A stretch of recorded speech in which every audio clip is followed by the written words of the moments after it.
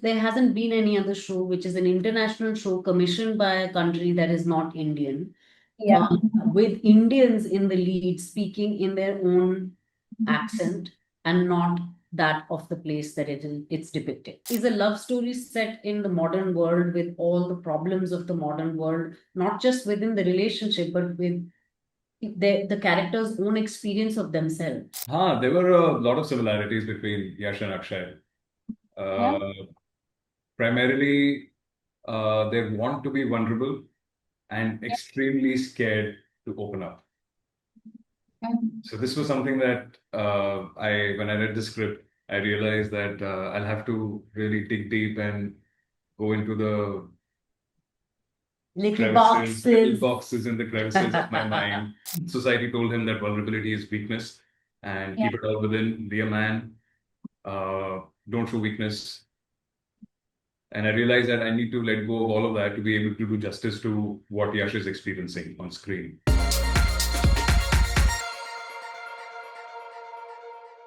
Hi everyone, welcome to News 18 Shosha. I am Labani Mahanandy in conversation with the very talented Shahana Goswami and Akshay Ajit Singh. Hi guys, how are you? Labani. How are you? I'm good, how are you? Super. Great. Congratulations to you both. Finally, 4 years later is coming to Indian audience, and we have been waiting for a really long time.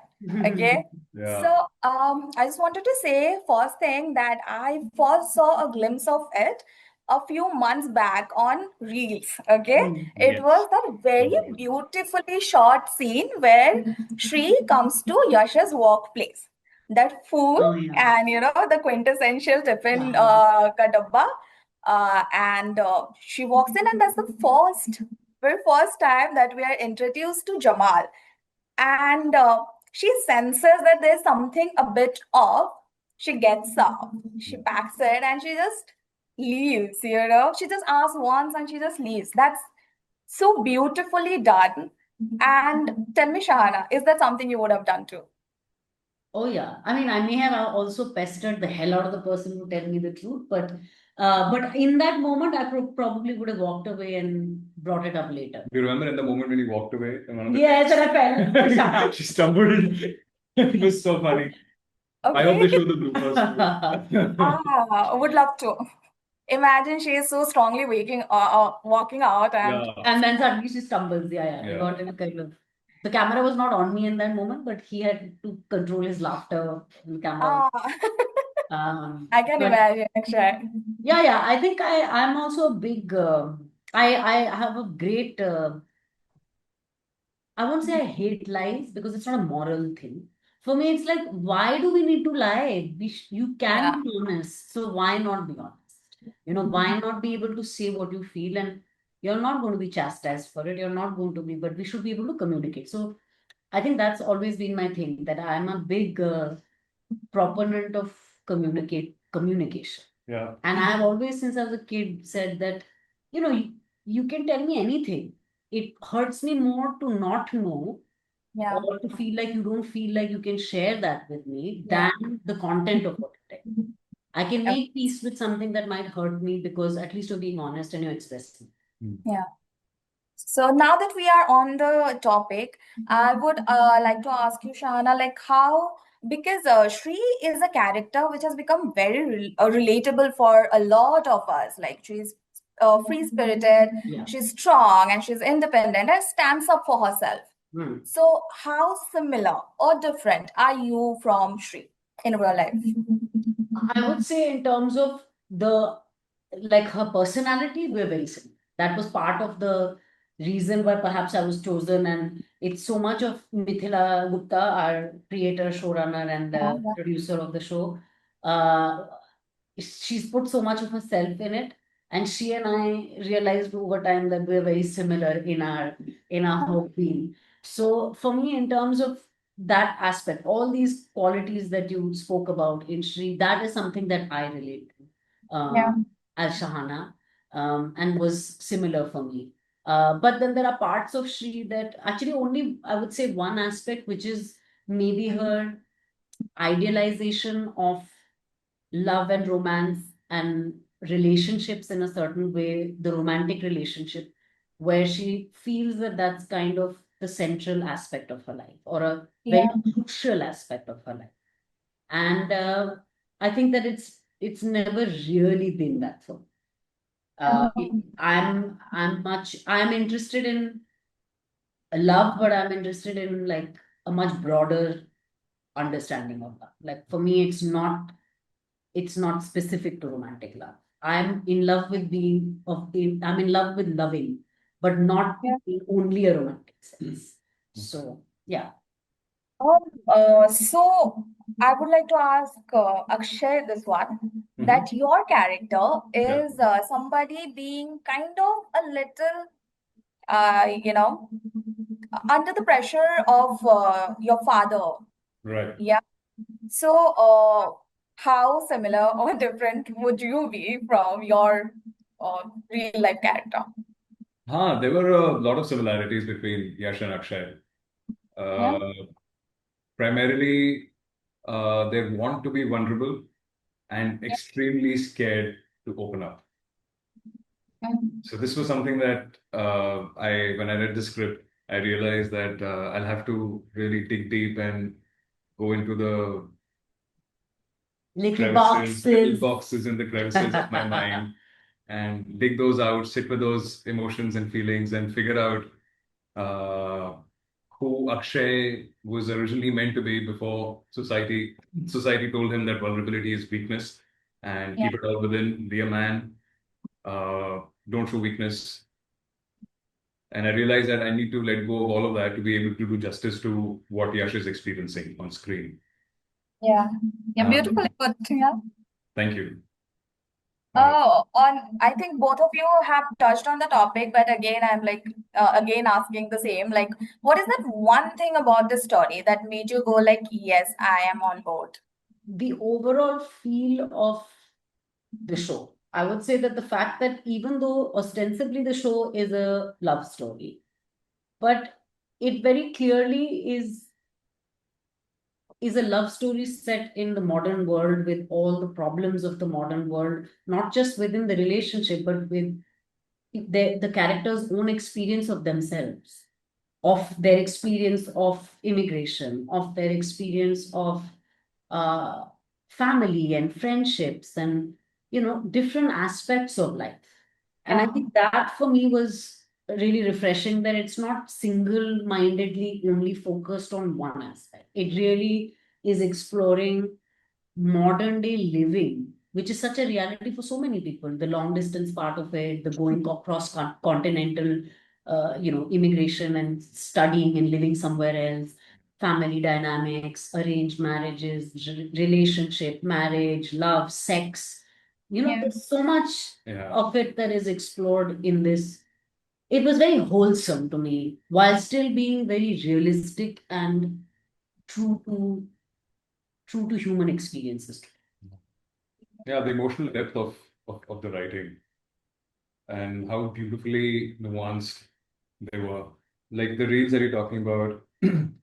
So there's one of those scenes where they go to the zoo and Yash asks Shri that, hey, what animal would you be? Yeah. Like, just this simple line has created such a massive conversation and a dialogue.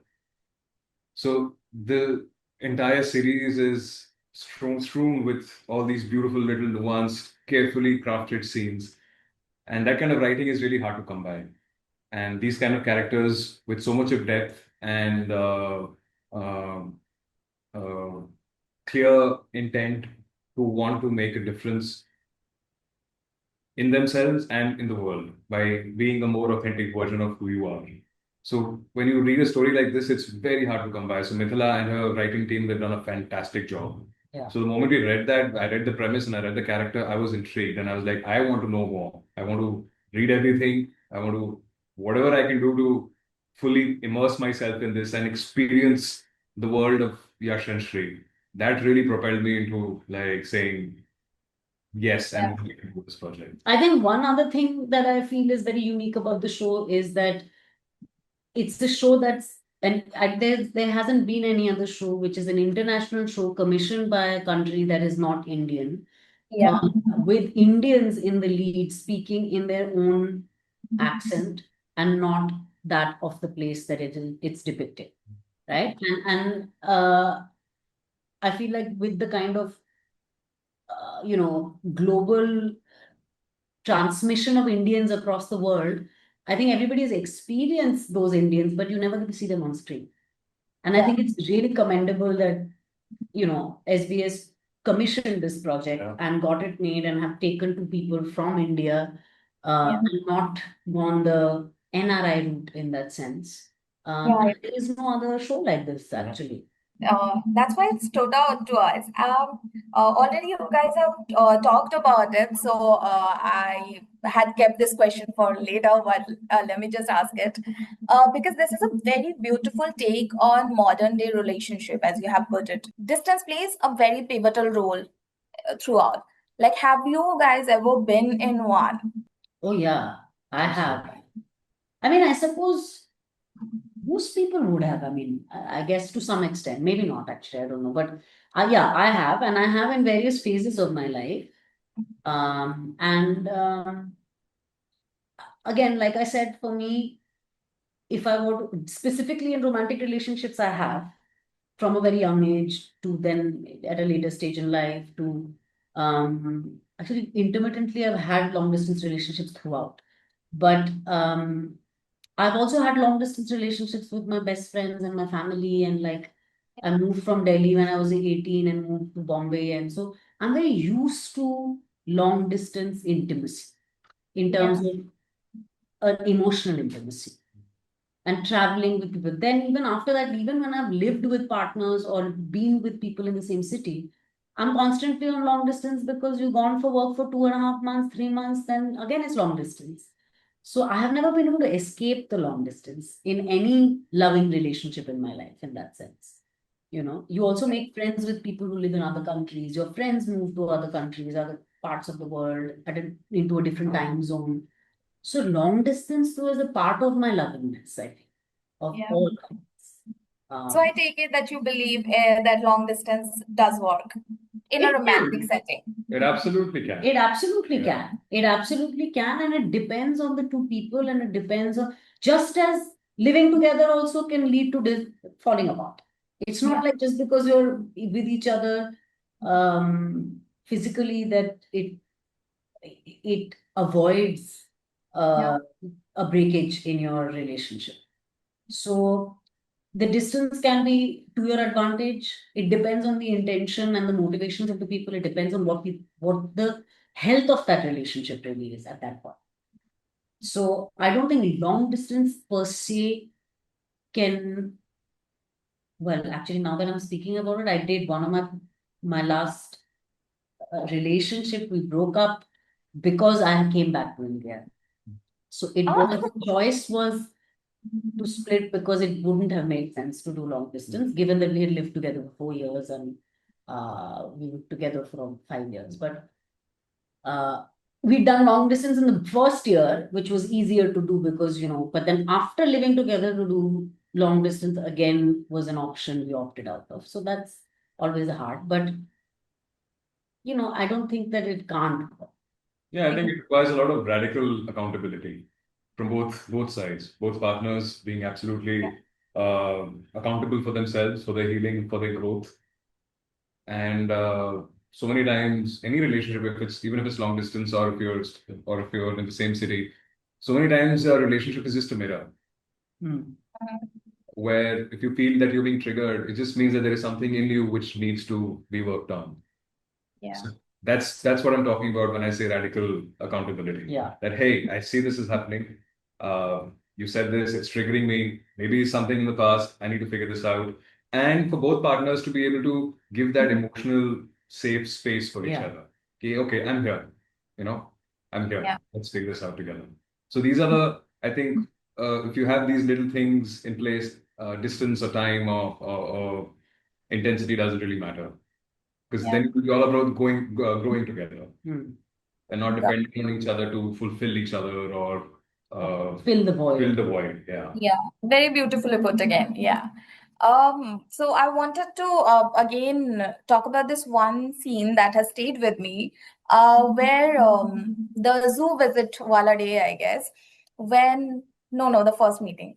So when Shri says that, I want big love, I want big happy family, and Yash was a bit taken aback and was amused and looks at her, I did not take you to be one so reliant on finding husband.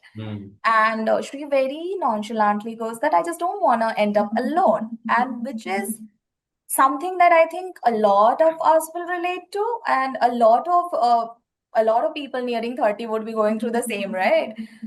So any piece of advice that you would like to leave for your audience who might be going through the same?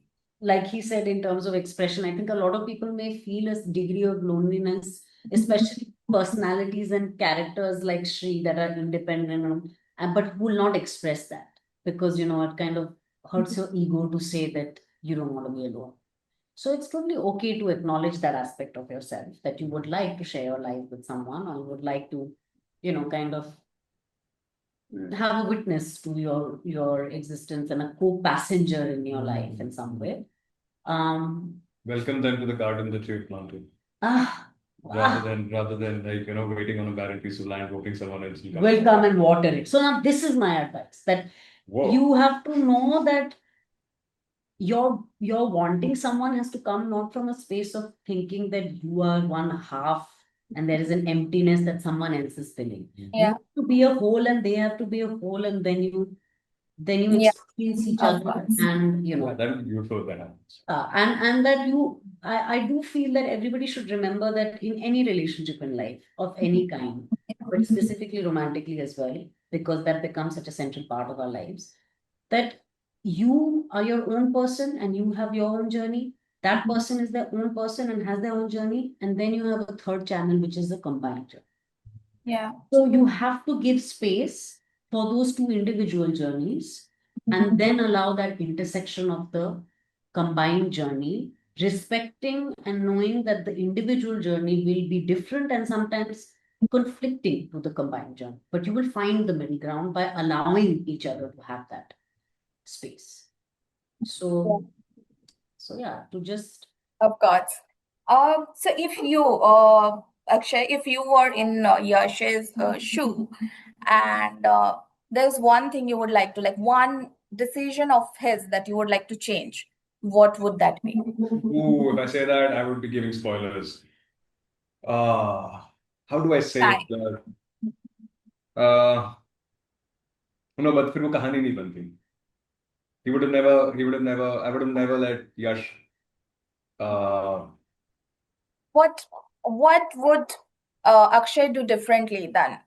Yeah, no, if Akshay, no, if I would not have wanted Yash to leave Shri behind. Yeah, that's one of the things we used to keep saying. Actually, Yeah.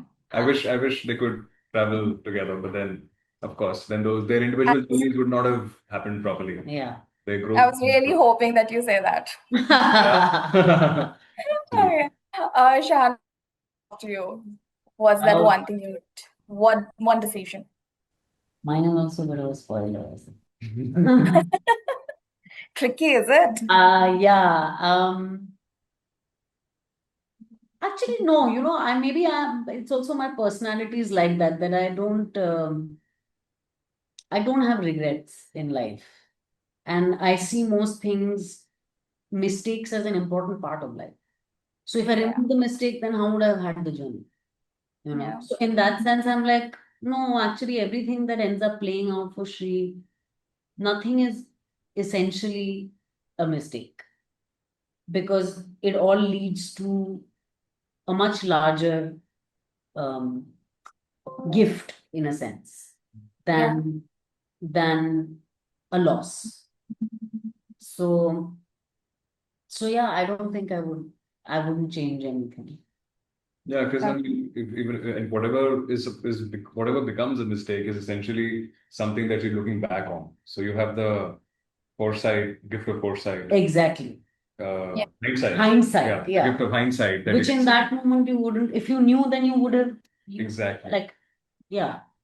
You only arrive I at saw another reel and I have a feeling that is the one decision you're talking about, but I'll let it be because again, that's a spoiler. Which one? Spoiler. Oh, the reels. Oh, the reels. No, the reels don't No, actually show I've the gone through a spoiler I'm lot talking about. of okay. ठीक है. Again. So Tomorrow, I know yes, 4 years later, Yeah. Lionsgate, like, coming to you on 11th of July.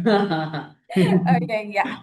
So I know you guys are keeping pretty busy, so I would not like to take further of your time, and I would like to wrap it up with a quick segment of Would You Rather. Are you ready? Yeah. Yeah. Yeah. So would you rather take a dream job abroad or stay back with your partner? I would take a dream job abroad. Yeah, Okay. same dream job Okay. abroad. Or anywhere, dream job I mean, anywhere, exactly. Yeah. Okay. Would you take back your partner after cheating? Yes or no? Yes. I mean, I think it's contextual for me. So it's cheating per se is not going to be the reason I mean, if